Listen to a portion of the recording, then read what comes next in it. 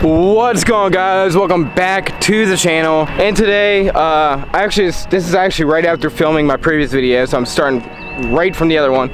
But either way, welcome back to the channel if you're new here. Here's my 2000 Mustang GT. This Kenny Bell supercharged, and almost nothing is original in this car.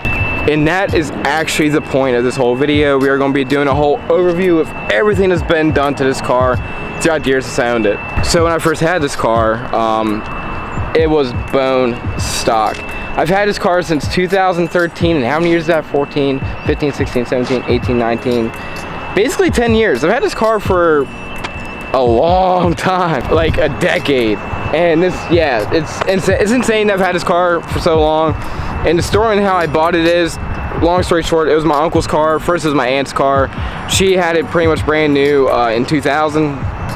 Then in 2005 she sold to my uncle, her brother, in 2005 because she wanted to get the new S197 at the time. It was a 2005 that she got. Yeah, in 2017 she passed away from cancer, but when my uncle had it in 2013, when I got it, the car was hit and it was totaled. That's why I have the core panel on the other side is Bondo. And yeah, I basically saved this thing from going to the junkyard and being parted out. And this car only had 38,000 miles on it, and I got this car for $1,500. So a low mileage 2-valve at the time. It's almost got 120,000 on it now. I've put a lot of miles on it. But the motor's got like 70,000 on it. The motor's not original, but that's also part of this video. This is it. It's a 4.6 liter V8. All stock except for it has 410 gears, which gives it better takeoff. As you can see, it's all messed up. And the only thing that's not stock about the exhaust is the straight pipe. If you look real carefully, there's no mufflers. Well, you know, no mufflers, it's all pipes. This thing is pretty freaking loud. Like, so everything has been done to this car, and it's a list, and I'm not even done yet, not even close. So let's go back to the very big changes. The first big change I did to this car was probably the interior swap that I did. And I got this interior swap idea from Derek Barron. I've always wanted black interior even before I saw Derek Barron's interior swap on his 2-valve. But I saw his video and I watched every single one of them because I was really invested in that. Like, I was seriously invested into his interior swap videos because I wanted to know as much as possible and how hard it was to task an interior swap and where to find them.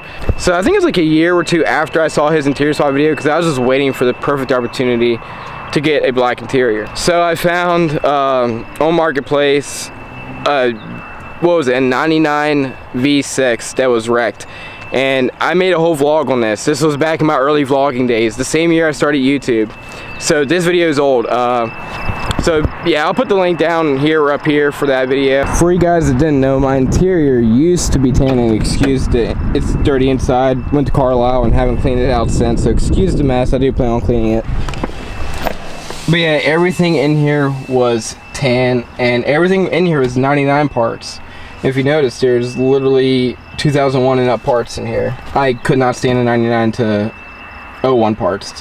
Had to go. But yeah, the interior swap car came with billet pieces to that. Already had all that came with the interior.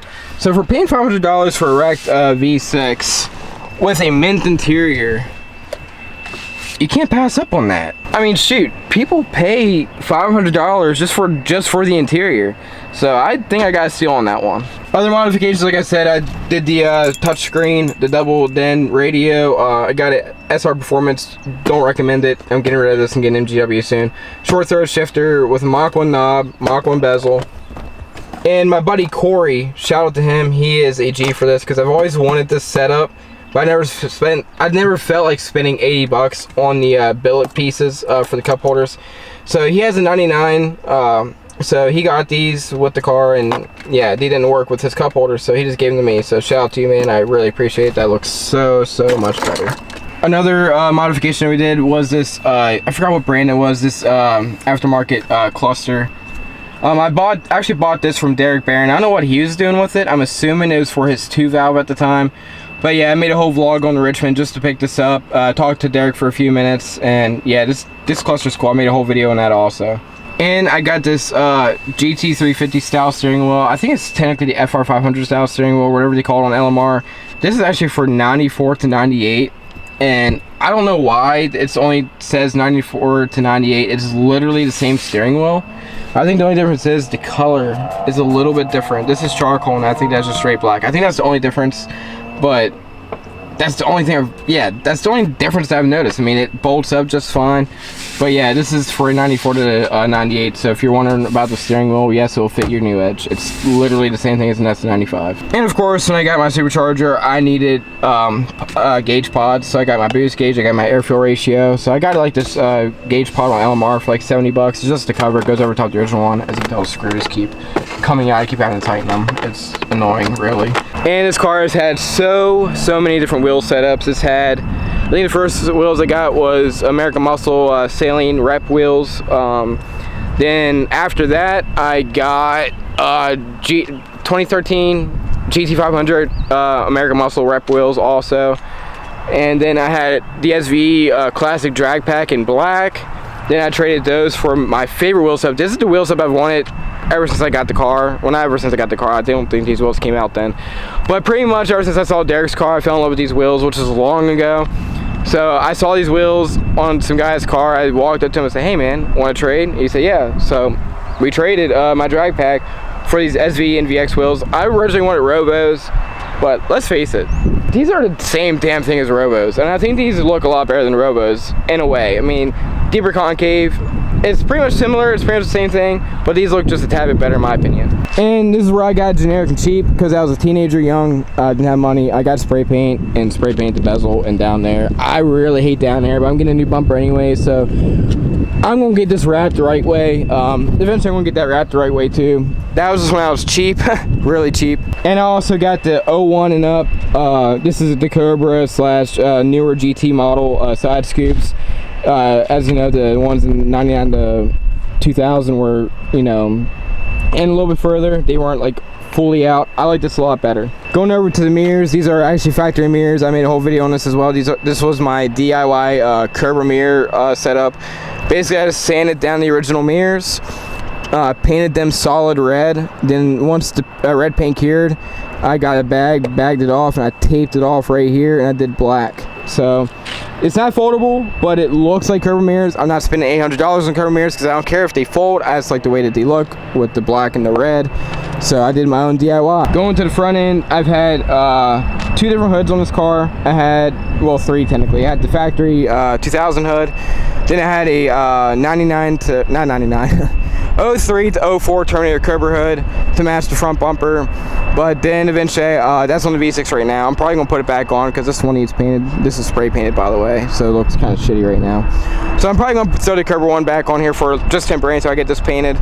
But this is the Stalker Svenny's hood, Stalker 2 to be exact. Put on the 03 to 04 Cobra front bumper, which people catch a lot of flack for putting the 03 to 04 Cobra front bumpers on these cars. I personally don't care because, one, better fog lights. A lot better fog lights. It looks more aggressive in the front end, looks slower. Honestly, I think Ford should have had these on all the GTs and the newer models because this bumper just belongs on this car. Plus, I knew I was going to boost this car at some point. So for the heat exchanger slash intercooler, so much more room, so much more air can get to it. And so much more air can actually get to the air filter just in the fender. There's nothing wrong with the Cobra bumper. It's just the Cobra guys are, you know, butthurt that we want to look like them. I forgot what brand these headlights are. If they may be Spec D headlights. I can't exactly remember. I got them off of LMR. I got these for like 150 bucks. I got those because I wanted the color changing bulbs, which I got in there. You can't see them during the day. I'm actually gonna build my own custom retrofit set because I don't like the chrome, and the projector right here is just not cutting it. It's not showing color during the day like I want it to.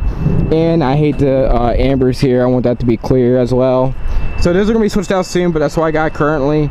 The bulbs are like 180, but either way. Going to the back of the car, I've had 2 different sets of taillights in this, besides stock. I had factory ones, of course. I had Raxium Icon taillights, which I still love those taillights, don't get me wrong, but the clear coat is fading on them, and Raxium refused to want to do anything about fixing the issue. I even used protectant on them and everything, and the clear coat's peeling right off. I got tired of the look anyways, so I saw another 2-valve. I think his name is JD 2-valve on Instagram. He got these exact taillights, and he has almost the same color red as my car, and I fell in love with these taillights, so I got these taillights off Amazon. I think I paid like around $200 for those. But yeah, I got those taillights in there now. They're also Spec D as well. And also, the rear end has aftermarket gears in it, because when the car was wrecked, the rear end was bent forward. So I'm on the marketplace when I think I was like, what, 15 years old at the time, scrolling through Facebook. I don't even think marketplace was a thing back then. I think it was just Mustang groups, that local Mustang group that found it in. But anyway, I bought this rear end. It came out with Steeda, and it has 410s, Ford Performance 410s in the back. And honestly, I used to love the 410s when the car was naturally aspirated. But now that it's supercharged, pushing 10 pounds of boost, they are obnoxious. So I'm actually going to be trading my buddy Corey for factory 327s. And maybe down the road go 355s if I want to. But right now, the 410s just got to go. They're way too much. So I need to drop that gear ratio down a little bit. And going back to a video that I just made before this one, the exhaust setup. Well, if you guys didn't see that video, I'll just go ahead and say the exhaust again, since this is pretty much the whole point of the video, is showing off what's been done to the car. So it has BBK long tube headers, technically an off-road H-pipe. It has cats, but I punched them out, so it's technically an off-road H-pipe now. Down to Borla attacks, and the Borla attacks sound so good. I'll throw up a few exhaust clips right here.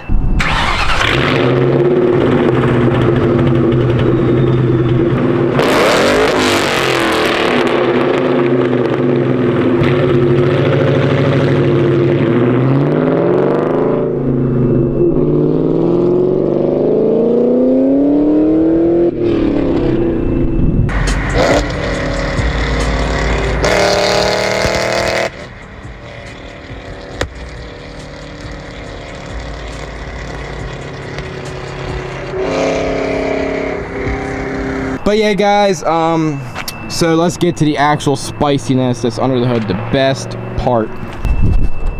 There she is, the thing that brings this car alive. So this is a 2.1 liter Guinea Bell supercharger, pushing 10 pounds of boost, and this kit really wakes up the car. So with this setup, I haven't had this car dynoed. I've only had an email tune, but I never had it on the dyno and had a dyno tune.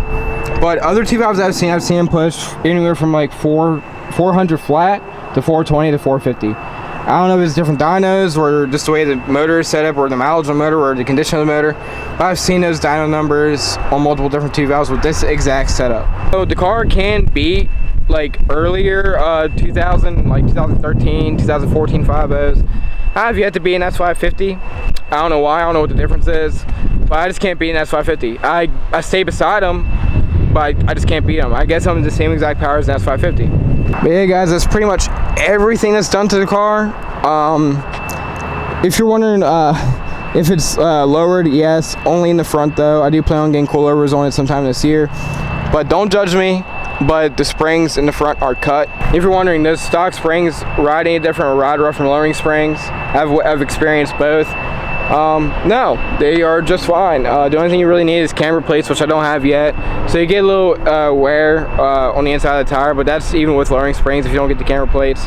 But no, the cut springs ride just as fine as any other aftermarket spring or factory spring, really. I mean, it rides a little bit better in my opinion. Alrighty guys, so that is everything that's been done to my 2000 Mustang Supercharged GT. This thing is so much fun. I love it. So if you guys are looking for boost, I definitely recommend the Guinea Bell if you're planning on staying stock internals, because it's the safest kit for a stock block. Alrighty guys, so that's gonna be the end of this video. I wanted to do a little rundown of the car in its current state. I've done this once before a while back. I figured I'd do it again. Alrighty guys, so make sure you like, comment, subscribe, because there's a lot more that's planned for this car, and yeah, I'm excited for it. So I will see you guys in the next video.